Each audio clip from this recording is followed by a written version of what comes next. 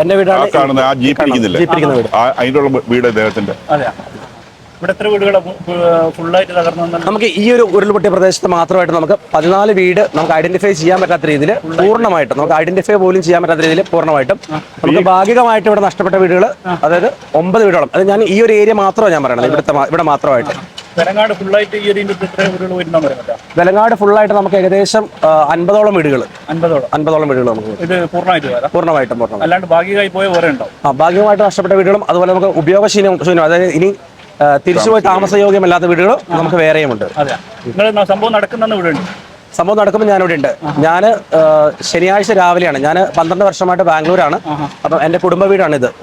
അപ്പം ഞാൻ ശനിയാഴ്ച രാവിലെ ഞാനിവിടെ വന്നു. നമുക്ക് ഞായറാഴ്ച ഇവിടെ അൽഫോൻസാമിയുടെ പള്ളിയിൽ തിരുനാളുണ്ടായിരുന്നു. അപ്പോൾ തിരുനാളിന് വേണ്ടിയിട്ടാണ് ഞാൻ ശനിയാഴ്ച രാവിലെ എൻ്റെ മൂത്ത മോനെയും അതുപോലെ ജ്യേഷ്ഠൻ്റെ 2 മക്കൾ UK നിന്ന് വെക്കേഷൻ വന്നിട്ടുണ്ടായിരുന്നു. അപ്പോൾ അവരെയും കൂട്ടിക്കൊണ്ട് ഞാൻ ഇവിടെ വരുന്നത്.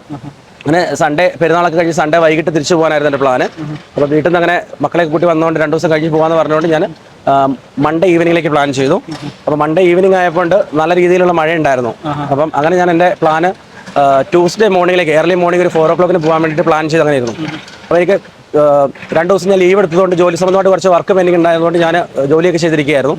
അപ്പം ഏകദേശം ഒരു 1 മണിയായ സമയത്ത്, 1:10 പുലർച്ചെ 1:10 എക്സാക്ട് ടൈം പറയുകയാണെങ്കിൽ 1:10 ഞാൻ വീട്ടിലിരിക്കുമ്പോൾ നല്ല ചെളിയുടെ ഒരു സ്മെല്ലും അതുപോലെ തന്നെ ഒരു സൗണ്ടും കിട്ടും. അപ്പം ചെളിയുടെ സ്മെല്ല് കേട്ടിട്ട് ഞാൻ വീട്ടിൽ നിന്ന് ലൈറ്റ് ഇട്ട് ഇവിടേക്ക് ഇറക്കി വന്നു. അപ്പോൾ ഇവിടെ ഒരു മാതാവിൻ്റെ ഗ്രോട്ടോ ഉണ്ട്, ഒരു കുരിശുപള്ളി ഉണ്ടായിരുന്നു. അതുപോലെ നമുക്ക് ഇവിടെ 2 കടകൾ, അവിടെ ഒരു വായനശാല, ഇവിടെ ഒരു കട ഉണ്ടായിരുന്നു.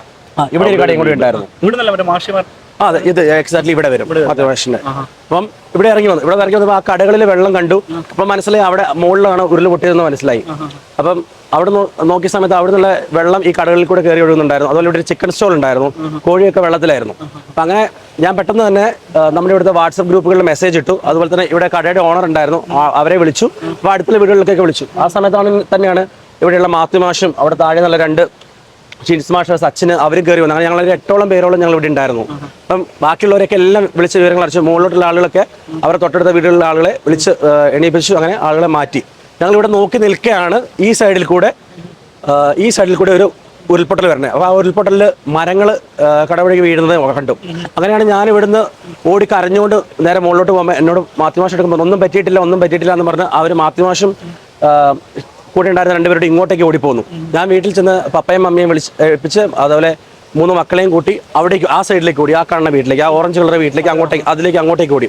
ആ സമയത്ത് ഇതിലെ ഉരുൾപൊട്ടലിൽ ഇവിടെ ചെളി ഉണ്ടായിരുന്നു. മാത്യുമാഷ് ഇവിടെ ആ ചെളിയിൽ സ്റ്റക്കായി. അത് കഴിഞ്ഞ് മാത്യുമാഷിൻ്റെ കൂടെ ഉണ്ടായിരുന്ന 2 പേരെ മാഷിന് എങ്ങനെയെങ്കിലും ഒരു റോപ്പിട്ട് കൊടുക്കാൻ വേണ്ടി അവിടെ താഴെ പോയി റോപ്പെടുത്ത് ഇവിടേക്ക് വരികയായിരുന്നു. ആ സമയത്ത് അടുത്ത ഉരുൾ വന്നു. ആ ഉരുളിൽ പൂർണ്ണമായിട്ടും നമ്മുടെ ഈ പ്രദേശം പൂർണ്ണമായിട്ടും ഇല്ലാണ്ടായി.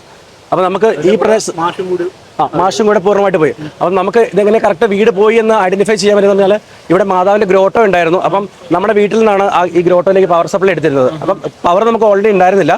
അപ്പം ബാക്കപ്പിൽ വീട്ടിലും ലൈറ്റ് ഉണ്ടായിരുന്നു, ഈ ഗ്രോട്ടോയിലും ലൈറ്റ് ഉണ്ടായിരുന്നു. അപ്പം നമ്മൾ അവിടുന്ന് നോക്കുന്ന സമയത്ത് ഇവിടെ ഗ്രോട്ടോയിലെ ലൈറ്റും ഇല്ല, വീട്ടിലും ലൈറ്റ് ഇല്ല. അപ്പം നമുക്ക് മനസ്സിലായി ഈ ഒരു ഏരിയ പൂർണ്ണമായിട്ടും പോയി എന്നുള്ളത്. അപ്പം ഞങ്ങളെ സംബന്ധിച്ച് ഞങ്ങൾ ഇവിടെ ഈ സൈഡിൽ ഉരുൾപൊട്ടലാണ്, അവിടെയും ഉരുൾ പൊട്ടിയിട്ടുണ്ടായിരുന്നു. അപ്പോൾ ഈ 50 മീറ്ററിനിടയിൽ പൂർണ്ണമായിട്ടും നമ്മൾ ഒരു 80ഓളം പേര് ഇവിടെ സ്റ്റക്കായി കിടക്കുകയായിരുന്നു.